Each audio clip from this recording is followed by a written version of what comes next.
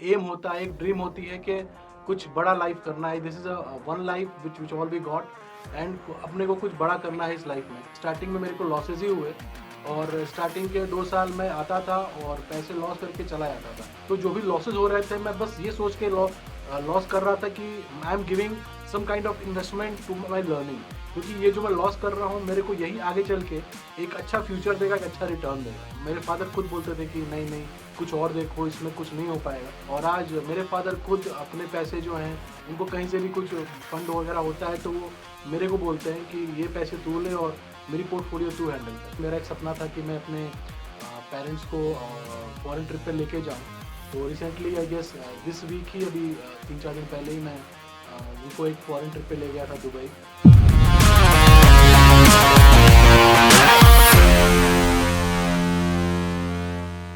Life में आप किसी भी प्रोफेशन में हो, सबसे इम्पोर्टेंट चीज़ है परसिस्टेंस एंड सेल्फ लर्निंग। और स्टॉक मार्केट में इन्हीं क्वालिटीज़ ने मुझे सक्सेसफुल बनाया है।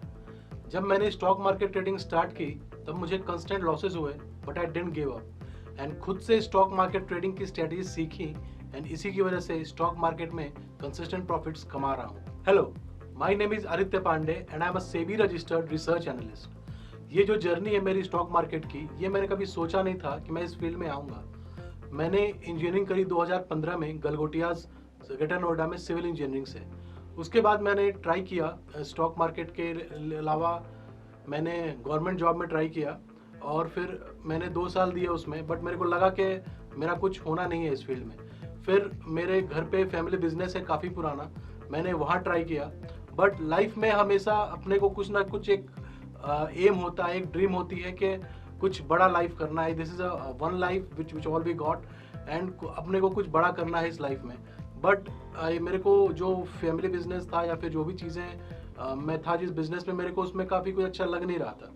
तो मैं ट्राई करता था जहाँ पे मेरे को कुछ बेटर अपॉर्चुनिटीज़ मिले। और फिर मेरे को पता लगा कि we can do mutual fund and SIPs। It was year 2016 और 17 जब मुझे म्यूचुअल फंड के बारे में पता लगा।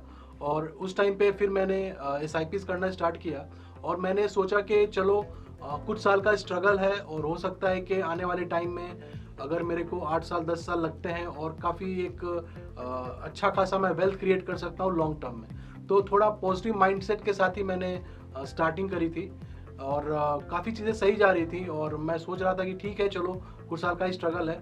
बट फिर मेरे को कहीं से इंटरनेट पे या फिर किसी वेबसाइट पे मेरे को पता लगा कि we can make some quick money through stocks as well. कि अगर अपने को म्यूचुअल फंड में अगर 20-25% एवरेज का रिटर्न मिल रहा है, अपने को वही रिटर्न स्टॉक्स में अपने को 1 महीने या शायद 1 हफ्ते में मिल सकते हैं। तो इस चीज़ ने मुझको काफ़ी अट्रैक्ट किया स्टॉक्स के बारे में और फिर मैं स्टॉक्स में आया। और फिर उस टाइम पे इंट्राडे में काफ़ी मार्जिन मिलते थे। आपको एक दिन में 20 गुना 25 गुना तक का मार्जिन मिलता था इंट्राडे में। तो आपको काफ़ी ज़्यादा उस टाइम पे ग्रीड होती थी कि आप कम पैसे में ज़्यादा पैसे बना सकते हो। But as a retailer starting में मेरे को लॉसेज ही हुए और स्टार्टिंग के 2 साल मैं आता था और पैसे लॉस करके चला जाता था। फिर धीरे धीरे ये लॉसेस काफ़ी बढ़ चुके थे एंड मेरे को लॉसेस ही हो रहे थे, कुछ समझ नहीं आ रहा था कि प्रॉफिट क्यों नहीं हो रहा है। और डेट टाइम भी अपने को सेमिनार्स वेबिनार्स वगैरह होते थे और कोर्स वगैरह होते थे जो मैंने किया उस टाइम भी। जो भी मेरे पास पॉकेट मनी होती थी या फिर जो भी मेरे पास बचे हुए पैसे होते थे, जो भी पैसा आता था मैं स्टॉक मार्केट में लगाता था। और उस टाइम पे भी मेरे कोर्स करने के बाद भी मुझे कुछ खास कुछ फ़ायदा हुआ नहीं। उसके बाद भी मेरे को लॉसेस ही हुए अगले 1 साल तक। फिर थोड़े टाइम बाद I got some money from my mother. मेरी माँ ने मेरे को कुछ पैसे दिए और उन्होंने बोला कि ये मेरे पास कुछ पैसे हैं जो तू रख सकता है। और डेट टाइम आई डिसाइडेड कि मैं इसको भी स्टॉक मार्केट में लगाऊंगा, बट मैं इसको लॉस नहीं करूंगा। और वो एक चीज़ थी जो मैंने एनालाइज़ किया कि मेरे लॉसेस क्यों होते हैं। फिर मैंने एक सिंपल सी चीज़ होती है स्टॉक मार्केट में स्टॉप लॉस, वो मैंने लगाना शुरू किया। और मुझे याद है कि जो मैं हफ्ते 10 दिन में आता था, पैसे लॉस होते थे और मैं निकल जाता था। तो फिर मैं लगभग 3 महीने के आसपास, 3.5 महीने में लगातार मार्केट में टिका रहा। ऐसा नहीं है कि मैं प्रॉफिट में आ गया, बट जो लॉस थे वो उतने नहीं हुए जितने पहले होते थे। और उन 3 महीने 3.5 महीनों में मुझे काफ़ी कुछ स्टॉक मार्केट के बारे में पता लग गया। फिर वो जो फेज़ था वो पहला एक पॉजिटिव फेज़ था जो मेरी लाइफ में स्टॉक मार्केट के टाइम पे आया था। उन 3 महीनों में मेरे को स्टॉक मार्केट के बारे में काफ़ी कुछ पता लग गया था, जो कि एक नॉर्मल एक रिटेलर को पता होनी चाहिए, जो कि ज़रूरी है ट्रेडिंग करने के लिए। तो फिर वहाँ से मेरी जर्नी स्टार्ट हुई और फिर धीरे धीरे ट्विटर पे, यूट्यूब पे, गूगल से मैं कोशिश करता था सीखने की चीज़ों को। और एक चीज़ मैंने रियलाइज़ करी कि अपने को सबसे ज़्यादा ज़रूरी है स्टॉक मार्केट में कि अपन वहाँ पे कितना टाइम स्पेंड करते हैं, कितना आप स्क्रीन टाइम देते हो, आप जो गलतियाँ करते हो उससे आप कितना सीखते हो। तो सबसे पहली गलती तो मेरे को पता थी कि मैं स्टॉप लॉस यूज़ नहीं करता। वो एक रूल मैंने बनाया कि मैं यूज़ करूँगा इसको आगे से। इसके अलावा कुछ और रूल्स मैंने बनाए थे जो कि बहुत ज़रूरी होते हैं ट्रेडिंग के लिए। जैसे कि मैं 9:15 से 9:25 के बीच में कोई ट्रेडिंग नहीं करता, क्योंकि वहाँ पे काफ़ी वॉलेटिलिटी काफ़ी ज़्यादा होती है। तो मैं मेजरली उस टाइम पे ट्रेड नहीं लेता, एक ये रूल बनाया मैंने। इसके अलावा अगर आपको एक दिन में 2-3 ट्रेड लिया, आपने सब लॉस हो गए, तो आपको मार्केट से फायर फाइट करने की कोई नीड नहीं है। आप अपना सिस्टम बंद करके आराम से सो जाओ। आपको उस दिन मार्केट वो आपके लिए नहीं है, क्योंकि आपको मार्केट में आप सोचोगे कि आप हर दिन पैसा बना लोगे, ये पॉसिबल नहीं है। आपको मार्केट में प्रॉफिट भी होएगा, लॉस भी होएगा, और इन दोनों के लिए आपको प्रिपेयर रहना पड़ेगा।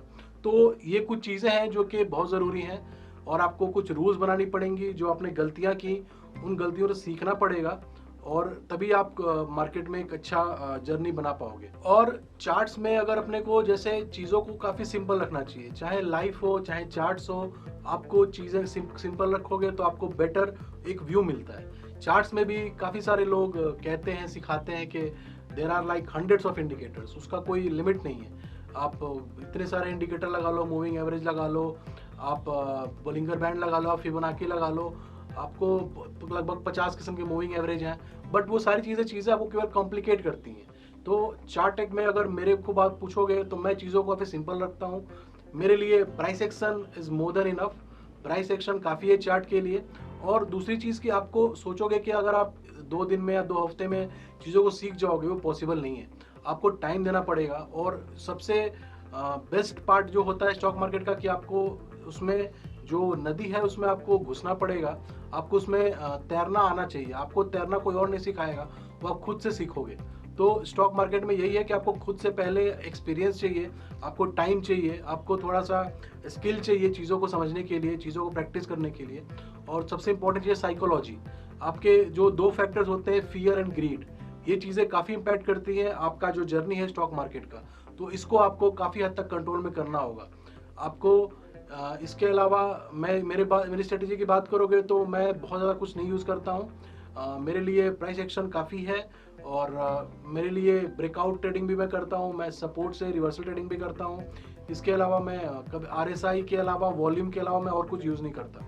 मेरे को पूछोगे, मैं कुछ यूज़ नहीं करता। RSI, moving average, super trend, और इसके अलावा नॉर्मल प्राइस एक्शन, ये 3-4 चीज़ें काफ़ी हैं मेरे लिए। इसके अलावा अगर मैं कैश ट्रेडिंग की बात करूँ तो इसके लिए अपने को थोड़ा बहुत फाइनेंशियल एनालिसिस, बहुत ज़्यादा डीपली नहीं, थोड़ा बहुत आना चाहिए कि किस स्टॉक में क्या मूवमेंट हो रही है, कोई फंडामेंटल ट्रिगर है कि नहीं, ये सारी चीज़ें पता होनी चाहिए अपने को। जो मेरा स्ट्रगलिंग फेज था जिसमें मैं खुद से ट्रेडिंग करता था, वो ज़्यादातर मेरी खुद की सेविंग्स थी, कुछ पॉकेट मनी थी, या फिर जो भी मेरे को पैसे कहीं से बच जाते थे, मैं वो सारे पैसे स्टॉक मार्केट में ही लगा देता था। और उस टाइम पे मेरे को काफ़ी लॉसेस भी हुआ करते थे। इसके अलावा उस टाइम पे भी सेमिनार्स वेबिनार्स वगैरह हुआ करते थे, तो वो भी मैंने पॉकेट मनी, उस टाइम पे मेरे पास कैपिटल नहीं थी, बट मेरे को सीखने का इतना क्रेज़ था कि मैंने सोचा कि चलो सीख लेते हैं, जब पैसे आएंगे तो फिर से 2 महीने बाद, 6 महीने बाद मेरे पास पैसे आएंगे, मैं फिर से ट्रेडिंग करूँगा। तो उस टाइम सीखने का कुछ क्रेज ऐसा था मेरे को। और बट उस टाइम भी जो कोर्स वगैरह किए थे मैंने, उससे मेरे को खास फ़ायदा हुआ नहीं था। मे बी मैं काफ़ी अर्ली था स्टेज में, मैं काफ़ी नया था, मेरे को समझ नहीं आ रहा था, या फिर मेरे को ये समझ नहीं आ रही थी, या जो भी चीज़ थी वो थी कि मेरे को उस टाइम के बाद भी 1 साल तक लॉसेज ही हुए थे। बट वही लास्ट में जो मेरे फंड जो मेरी मदर ने दिए थे, उसमें से ही मेरे को वापस जो कंसिस्टेंसी मिली, और मैं एक अच्छा इसमें फील्ड में कर पाया था। इसके अलावा जो मेरे पेरेंट्स थे, जो स्टार्टिंग में जो लॉसेस थे, वो तो मैं बताता नहीं था घर पे, क्योंकि वो पैसे मेरे ही थे, और वो मेरा डिसीजन था कि मैं इसमें लॉस कर रहा हूँ या जो भी कर रहा हूँ। बट मैं उन लॉसेस को सोचता था कि चलो ये एक तरह का एक इन्वेस्टमेंट है। जैसे कि आप किसी भी बिजनेस में जाते हो तो आपको थोड़ा बहुत उसमें इन्वेस्टमेंट करना पड़ता है, तो ही आपको उसमें रिटर्न मिलता है। तो जो भी लॉसेज हो रहे थे मैं बस ये सोच के लॉस कर रहा था कि I am giving some kind of investment to my learning, क्योंकि ये जो मैं लॉस कर रहा हूँ मेरे को यही आगे चल के एक अच्छा फ्यूचर देगा, एक अच्छा रिटर्न देगा। और वो चीज़ें हुई भी फ्यूचर में चल के मेरे साथ। और जब मैं इस फील्ड में उतरा तो मेरे पेरेंट्स को पता नहीं था, बट धीरे धीरे जब मेरे को रजिस्ट्रेशन हुआ, मैं रजिस्टर्ड हो गया, फिर मेरे क्लाइंट्स आने लगे, I started making good money. तो मेरे पेरेंट्स ने बोला कि वी डोंट थिंक सो कि ये फील्ड लॉन्ग टर्म में एक सस्टेनेबल आपको एक फ्यूचर देगा। बट धीरे धीरे ये चेंज हुई। जो लोग कहते थे, मेरे फादर, मेरे मदर या फिर कोई भी रिलेटिव होता था कि मैं गैम्बलिंग कर रहा हूँ, और चूंकि मैं काफ़ी एक छोटे टाउन से आता हूँ, वहाँ पे तो दूर दूर तक किसी को नहीं पता था डेट टाइम के स्टॉक मार्केट ट्रेडिंग क्या होती है, ये सारी चीज़ें किसी को नहीं पता थी। तो ये चीज़ें काफ़ी नई थी, और मेरे फादर खुद बोलते थे कि नहीं नहीं कुछ और देखो, इसमें कुछ नहीं हो पाएगा। बट टाइम के साथ चीज़ें चेंज हो गई, और आज मेरे फादर खुद अपने पैसे जो हैं, उनको कहीं से भी कुछ फंड वगैरह होता है तो वो मेरे को बोलते हैं कि ये पैसे तू ले और मेरी पोर्टफोलियो तू हैंडल कर।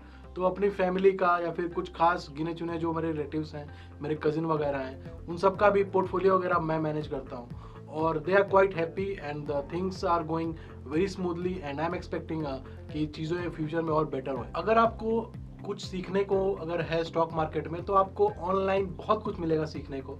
सोशल मीडिया पे आपको, यूट्यूब पे, ट्विटर पे आपको काफ़ी जेन्युइन लोग मिल जाएंगे जिनसे आप बहुत कुछ सीख सकते हो। जैसे कुछ और अब मैं बोलना चाहूँगा कि बिना सीखे स्टॉक मार्केट में उतरना एक काफ़ी ज़्यादा रिस्की है। आपको लॉस सबको होते हैं, बट आपको थोड़े बहुत रूल्स पता होने चाहिए कि आपको लॉसेस में की भी एक लिमिट होती है। कुछ लोग आते हैं जो कि काफ़ी सारा लॉस, मतलब अनबियरेबल लॉस भी करते हैं, और वो वापस कम बैक नहीं करते। तो इसलिए आपको पता होना चाहिए कि मार्केट में जो रिस्क होता है ना, वो हमेशा अपने औकात अनुसार लेना चाहिए, क्योंकि ये जो आपका रिस्क है, ये आपका पैसा, आपको पता है कि आप किस हद तक रिस्क को अफोर्ड कर सकते हो। तो ये चीज़ हमेशा आपको ध्यान में होनी चाहिए। इसके अलावा मेरी ट्विटर पे भी आईडी है, मैं काफ़ी टाइम से एक्टिव हूँ ट्विटर पे। तो उस टाइम पे अर्ली स्टेजेस पे भी मेरे को जो सीखने का था ना, मैंने मोस्टली ट्विटर से ही सीखा। और जो मेरे को डाउट्स वगैरह होते थे या फिर कोई स्ट्रेटजी सीखनी होती थी, तो मैं यूट्यूब की तरफ जाता था। और भी अगर डिटेल में चाहिए तो आपके पास गूगल है, आपके पास बेसिक सीखने के लिए आपके पास इनफ रिसोर्सेज हैं ऑनलाइन। इसके अलावा अगर मेरे को सेबी रजिस्ट्रेशन के लिए अप्लाई करना था, तो उसके लिए मैंने कोर्स किया था, एक इंस्टीट्यूट है वहाँ से मैंने कोर्स किया, और फिर मेरे को उससे हेल्प हुई। तो अगर आपको एडवांस लेवल में जाना है तो आपको सीखने के लिए भी काफ़ी सारी चीज़ें आपको मिल जाएंगी। और मैंने आज तक ऑफलाइन कोई क्लासेस अटेंड नहीं करी हैं, सारा कुछ मैंने ऑनलाइन ही किया है, क्योंकि मेरे को बेटर लगता है, ईजी लगता है। इस वे में आप आराम से कहीं से भी बैठे बैठे काफ़ी कुछ सीख सकते हो। लेकिन एक चीज़ हमेशा आपके ध्यान में होना चाहिए कि हमेशा कुछ एक डिसिप्लिन होना चाहिए, आपका एक रिस्क मैनेजमेंट होना चाहिए, जिसके थ्रू ही आप स्टॉक मार्केट में ट्रेडिंग कर सकते हो। इसके अलावा मैं आपको ये बोलना चाहूँगा कि अगर आप भी सोच रहे हो स्टॉक मार्केट में आने के लिए, तो सबसे पहले कोशिश करो कि कुछ सीखो, पहले कुछ उसके बारे में जान लो। आज जो कोई भी नया रिटेलर आता है, कोई भी नॉर्मल रिटेलर आता है, वो ये सोचता है कि अपन आएंगे और एक का 5 गुना, एक का 10 गुना करके निकल जाएंगे, बट उसको ये नहीं पता कि रियलिटी कुछ और होती है। और स्टॉक मार्केट में केवल 90 से 95% लोग ही जो होते हैं वो लॉस में ही जाते हैं। केवल अभी रिसेंटली एक डेटा भी आया था, जिसमें आई गेस 10% का डेटा था जो कि प्रॉफिटेबल होते हैं। तो 90% लॉस जो रिटेलर है उनको लॉस ही होता है।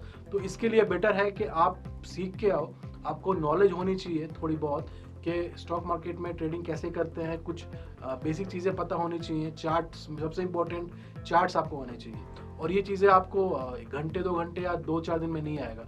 इसके लिए आपको टाइम देना पड़ेगा, सीखना पड़ेगा, और यही एक चीज़ है टाइम, एक्सपीरियंस, जो कि आपको स्टॉक मार्केट में हेल्प करता है आगे बढ़ने के लिए।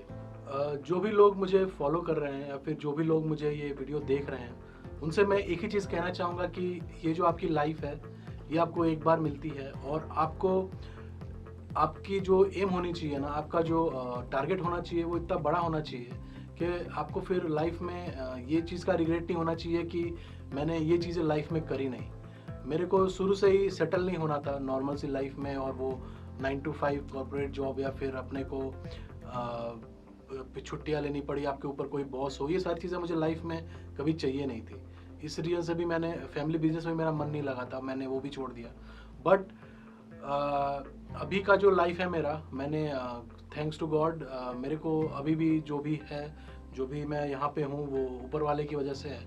और मेरा तो केवल अपने को केवल क्या है कि एक डायरेक्शन में अपने को बढ़ना होता है और अपने काम में ऑनेस्टी रखनी होती है और अपने जो आपका जो टारगेट होना चाहिए कि आपसे जो आपकी जो सराउंडिंग है, आपसे रिलेटेड जो लोग हैं, चाहे वो आपकी फैमिली हो, आपके फ्रेंड्स हो, आपके क्लाइंट्स हो, चाहे वो आपका पर्सनल वर्क हो या प्रोफेशनल वर्क हो, उनकी खुशी आपके लिए सबसे ज़्यादा बढ़ के होनी चाहिए।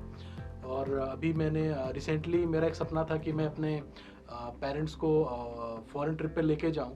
तो recently I guess this week ही अभी 3-4 दिन पहले ही मैं उनको एक फॉरेन ट्रिप पे ले गया था दुबई। और even my both my parents are having some, उनको भी कुछ इश्यूज हैं, हेल्थ इश्यूज हैं। One is heart patient, one is my mother. We got to know 3 days before the trip, we got to know that she is suffering from concurrent cancer. She had a treatment like 3 years back, but वो फिर से आ गया। But life में आप क्या memories create करते हो, आप क्या कितना आप अपने फ्रेंड्स को, अपने फैमिलीज को आप कितना खुशी दे पाते हो, इससे बढ़ के कुछ नहीं है लाइफ में।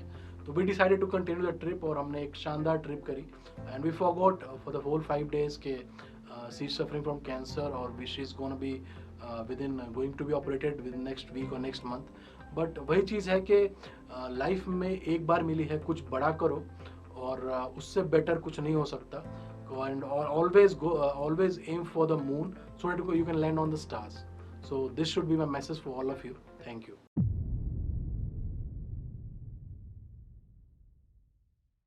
Thanks for watching the video. If you also have an inspirational story and want to share it on our platform, then write to us at theaittalks@gmail.com, or you can fill the form given in the description below.